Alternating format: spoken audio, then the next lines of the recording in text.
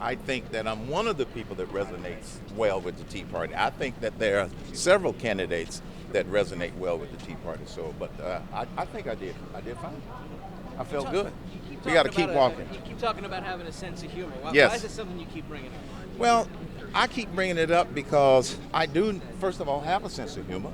That doesn't mean that I take things lightly. No, I can be as serious as the next person.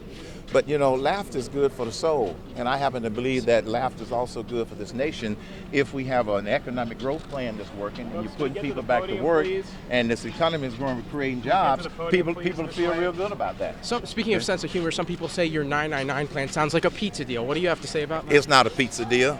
It's one of the most watch out. It's the plan is a very serious plan. It's not a 999 pizza plan. That just shows you how rather narrow they're thinking if they do that. If they go and look at it and see how we came up with it, because see, the 999 plan is based upon three economic guiding principles. Newt Gingrich talked about it tonight. You got to have principle. First economic guiding principle. The business sector is the engine of the economy. Secondly, removing barriers that will allow people to take risks is what's going to create jobs. Certainty is what this economy is looking for. And then the third principle is sound money. We've got to stop deflating the dollar. Why should young people vote, and what are you doing to get them to the polls this year? Well, young people should vote and take a look at me and my proposals. Number one, because my proposals are bold. We can't keep trimming around the edges on some of these programs that are going to bankrupt this country. We can't keep pretending that you can drive this economy with good economic growth with another speech.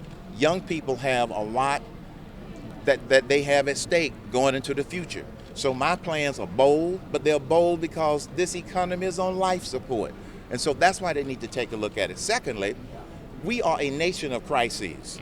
And I have an approach or a solution for every one of these crises, or this nation is not going to be the nation that I grew up with to be able to achieve my American What do you dream. make of Lindsey Graham's call for a national voter ID law?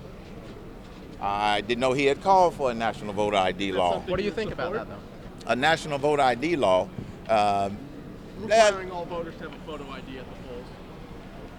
Now that sounds like something that I could support without looking at it in detail, and here's why.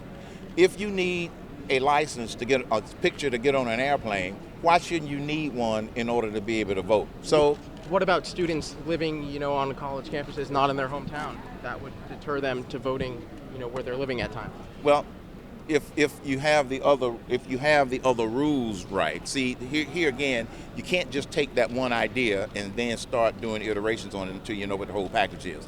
I favor more honest elections. And if a picture ID helps to achieve that, I could go along with a picture ID.